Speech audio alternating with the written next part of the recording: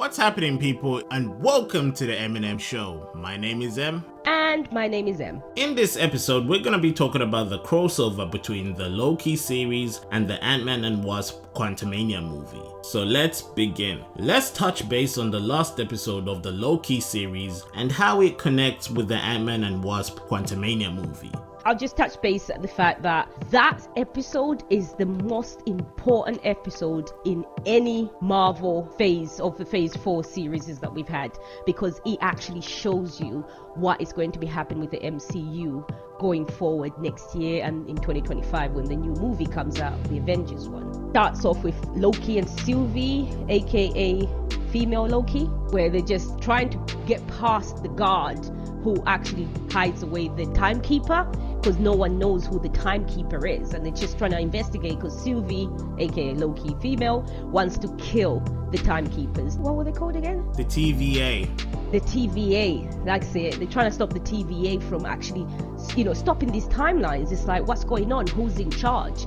So they finally get to that end, and they actually manage to find out who he is. Kang the Conqueror. It's a pretty crazy episode. I mean, for a Marvel fan, it must be that crazy of an episode for you, but for anybody that didn't understand, any casual that watched this episode, I was also confused as well for who this person was. But what really got to me is how he was not taking anything serious. Everything to him was pretty much a joke. So when I did some research, I finally knew who he was, and that was Kang the Conqueror. And we're gonna get that in around 2025 in the Avengers. And yeah, it's pretty crazy. Kang the Conqueror. What do you think? Yeah, because this is it. Because Marvel, they do this to you all the time. Because they did it to us even with Thanos. They, we touch base where they always do the little clips. I know they weren't doing the phases and the TV series back then with the old Avengers, Infinity War and Endgame. But before even Infinity War and Endgame, we kind of knew that Thanos was coming. Because for any Marvel fan, if you read the comics, some of us, you go, oh, I remember that actual villain. Or you do your research and you find out who is this person. Because they might pick from any of the villains in the comic books, and some of us we've not read some of the old ones, some of them you forget.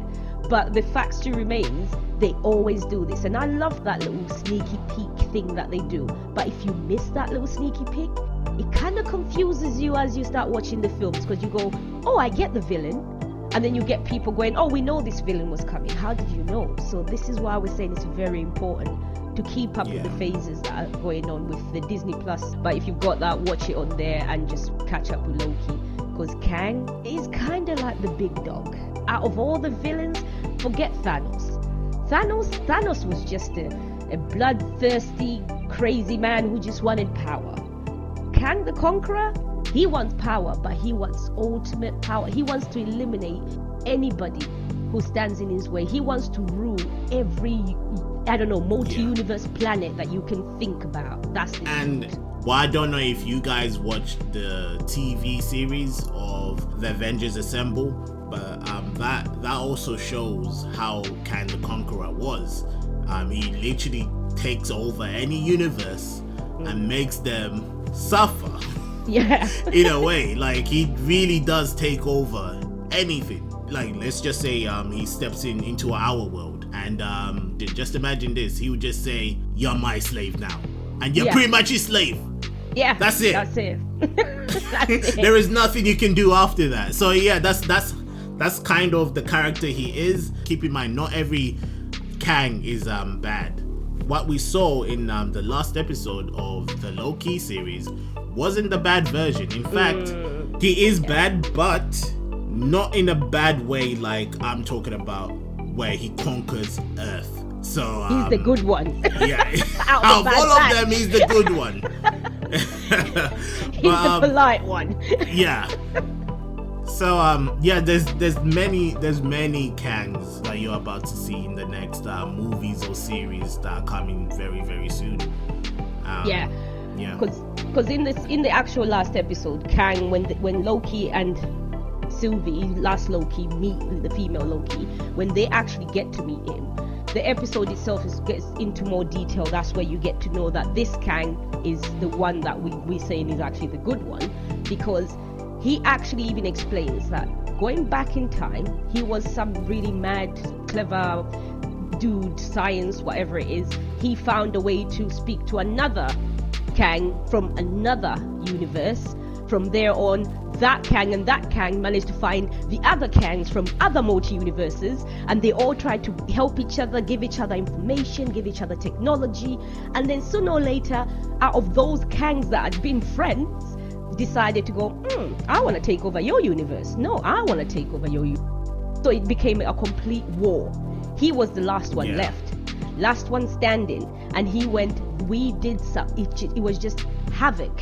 So for me, I don't want that timeline to ever happen again.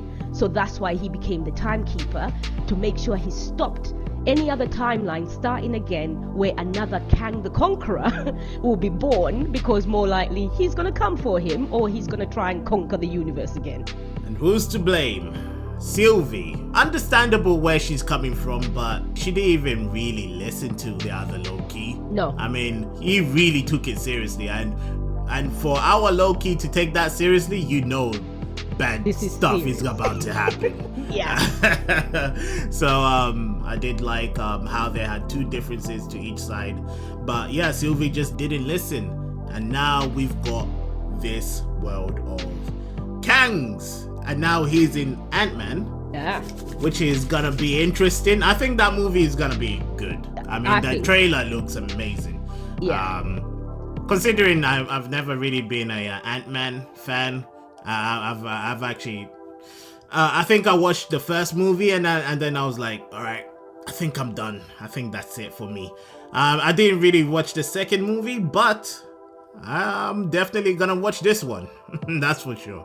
Yeah, I think to be honest with you, I've watched the Ant-Mans, not because I was like, okay, they're amazing, you know, there's better Marvel MCU movies out there, but however, the fact remains, that's why maybe they're giving him this platform, because this is part of phase 4. Now we're going into the other phases of MCU world, basically, and they're touching base on the fact that they want to give Ant-Man and Wasp just something a little bit like they contribute into something bigger now. They're going to be some part of this. Basically, I know what's happening. They're going to be the reason that Kang comes to Earth, basically. Fact. They've opened a portal, they've gone in, this guy's coming. That's it. He's going to come with his, you know, that weapon that he's got in the TV series, that sword of, what's it called? Where his spaceship is absolutely humongous. It's like designed in a sword, and he points directly at where you are, and he just releases all these weapons of mass destruction everywhere. So yeah, we know that guy's coming. He just wants a way in. Yeah. And Ant-Man and Wasp are gonna be the way in, and this is where the havoc is gonna go, and this is where Ant-Man and Wasp play a big part in actually releasing Kang the Conqueror out into the universe in order for the new Avengers to be formed. Because we know this is happening. Kang's not gonna die in Ant-Man and Wasp. This guy he's a conqueror. He wants to conquer everything. Even in the series, he wants to conquer Earth. He wants to finish stuff off. Actually, he's from the future in the series. He knows that he's conquered everything and he's bored. So with this one, he's definitely opening up for the new Avengers. You know, our old team is dead, most of them, or, you know, tired or whatever it is, but we're gonna have a new Avenger team. Avenger Assemble. And that's just for another episode where we really get into their phases and what team we're actually gonna look at, because She-Hulk. But what we're about to get is something huge. So I really recommend you watch this Ant-Man movie, because Kang the Conqueror is gonna be huge. I feel like it's gonna be a huge.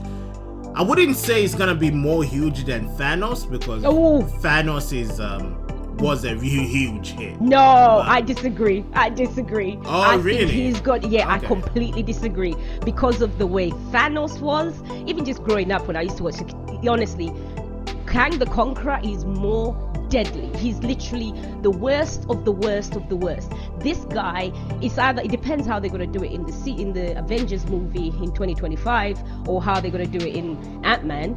This guy, Kang the Conqueror, is, you know, like if you mix Iron Man, Captain America, and maybe a bit of Ant-Man. Oh, I don't know who's the other genius. Hulk. If you mix those three together and you put a bit of sarcasm from Ant-Man, you've seen how Kang is. He's very calm. He looks like he's so harmless, but he's not. He's a deadly weapon. This guy has knowledge, has power. He's been through multi-universes. Maybe more likely Doctor Strange is going to have to, pop in somewhere, because this is a guy who has knowledge that can destroy. This is going to be a battle and a half. More likely we're going to get about 2 Avenger films, like Infinity and Endgame. We're more likely going to get that.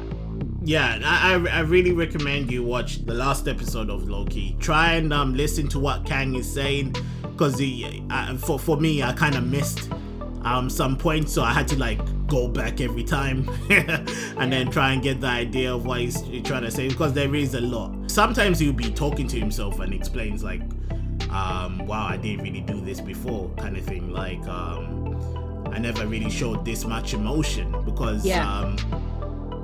he's bad. Let's be honest. But so yeah, there is some bits and some Easter eggs in the episodes as well. So make sure you watch it. Yeah, it's a must watch. It's a definite must watch. We've touched base a little bit on it. We don't want to really say too much, because I'm sure some people have not really even looked and gone, oh, I'm gonna watch Loki. But if you're an MCU fan, I'm sure you've watched it. I'm sure you jumped off your chair when you saw Kang the Conqueror and Loki. I did. As soon as I saw him, I knew him from kids stuff. I was like, whoa, this is amazing. So yeah, please do watch it. But pay attention. If you have to rewind like what I did, me and you, we actually watched it again, because I watched it again. It again. I had to, because there's so much in depth, because he's explaining about timelines, he's explaining about his other personas. He's explaining about how they've got there and what's happening, and how he can't tell you the future anymore. There's just so much, and it's mind-blowing. And keep an eye on the Lokis as well, and listen to what Loki's saying. There's just so much in that last episode that will blow your mind. Yeah, because what Sylvie thought Loki just wanted to take over. Yeah. Because it's Loki. It's understandable, but she really messed up. But hey, if she wasn't for a mess up, wouldn't be getting this. So well done, Sylvie. Yeah. Thank you for bringing a psychopath. And we don't know which one, because this Kang that we met as the timekeeper, I think it was the decent one. There's different timelines, so we don't know which one Ant-Man and Wasp are bringing back. Is it the complete psychopath one that wants to really, really damage, or is he going to be the one that we've already met that has a little bit of emotion? Maybe not. I don't know. Judging by the trailer, he didn't really look like he had emotion, did he? He just had a straight face and, I can help you, suspicious. I can help you, you help me. That sentence itself, in any movie, if someone says, I can help you, if you help me, it's like, right, no, this is not going to end well for me. I'm cool. Make sure you watch that before you watch the movie, and I guarantee you're going to get more excited for this movie. I can't wait for it. I'm excited. So let me know what you guys think about this connection between Loki and the Ant-Man and Wasp Quantumania. Leave comments below. Tell me what you think. Yeah, just get ready is all I can say. Get ready. See you on our next video. Bye. Bye.